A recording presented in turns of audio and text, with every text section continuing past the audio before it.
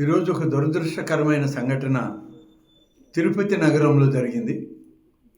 మరొక 24 గంటల్లో ప్రారంభం కాబోతున్నటువంటి ముక్కోటి ఏకాదశి ఉత్సవాలు శ్రీ వెంకటేశ్వర స్వామి సన్నిధిలో భక్తుల యొక్క తమ దర్శనార్థం ఎంతోమంది లక్షలాది మంది ఇవాళ తిరుపతి ఇవాళ రేపు స్వామివారి దర్శనానికి తరలి రావడం జరుగుతుంది.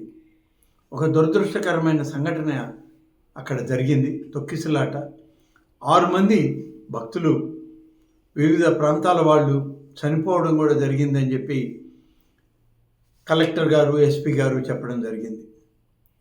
అన్ని రకాలుగా ఏర్పాట్లు చేయమని, భక్తుల యొక్క మనోభావాలను కాపాడడానికి భక్తులు అందరూ కూడా స్వామివారి దర్శనార్థం వారికి అన్ని సకల సౌకర్యాలను ఏర్పాటు చేయమని ఇప్పటికే ప్రభుత్వం, రాష్ట్ర ముఖ్యమంత్రి శ్రీ చంద్రబాబు నాయుడు గారు ఆదేశాలు ఇవ్వడం జరిగింది.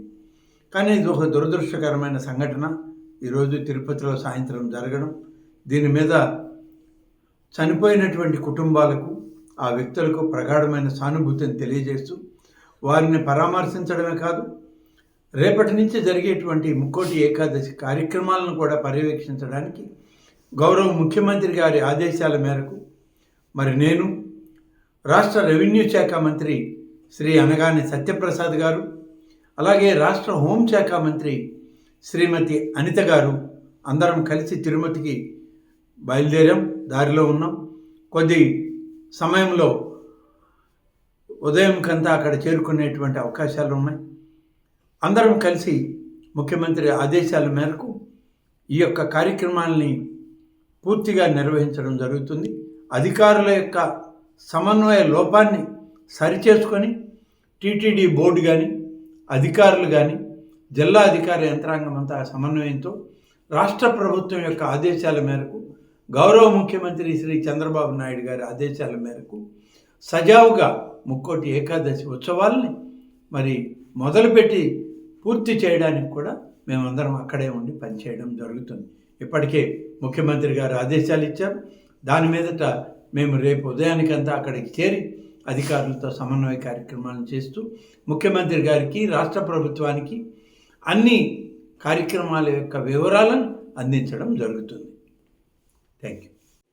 ఇప్పుడే జిల్లా కలెక్టర్ గారితో, తిరుపతి జిల్లా ఎస్పీ గారితో మాట్లాడడం జరిగింది. తిరుమల తిరుపతి ఈవో గారు అయినటువంటి శ్యామలరావు గారితో కూడా మాట్లాడడం జరిగింది. దాదాపుగా 6 మంది ఈ తొక్కిసలాటలో చనిపోయారని, 26 మంది రుయా హాస్పిటల్లో మరి అడ్మిట్ అయ్యారని, మరొక 6 మంది స్విమ్స్ హాస్పిటల్లో అడ్మిట్ అయ్యారని, వారికి ఎలాంటి ప్రాణాపాయ పరిస్థితి లేదు, అందరికీ కావలసినటువంటి మెరుగైనటువంటి వైద్య సౌకర్యాన్ని ఏర్పాటు చేస్తున్నామని జిల్లా అధికారులు, తిరుమల ఈవో గారు ఇద్దరు చెప్పడం జరిగింది. వారందరికి కూడా ఇదే ఆదేశాలు ఇచ్చాం. ముఖ్యమంత్రి గారి ఆదేశాల మేరకు ప్రతి ఒక్క భక్తుడికి స్వామివారి దర్శనం సజావుగా సాగాలి, పూర్తి స్థాయిలో అన్ని రకాల భద్రతా ఏర్పాట్లు కానీ, అన్ని రకాల సదుపాయాలను కానీ తిరుమల తిరుపతి దేవస్థానంతో రాష్ట్ర ప్రభుత్వం, జిల్లా అధికార యంత్రాంగం కూడా కలిసి పనిచేయాలని చెప్పి వారందరికీ చెప్పడం, ఇప్పటికే ఆ చర్యలు తీసుకోవడం జరిగింది. రేపటి నుంచి అన్నీ కూడా దగ్గరుండి పర్యవేక్షించడానికి కూడా ముఖ్యమంత్రి గారు ఆదేశాలు ఇచ్చారు.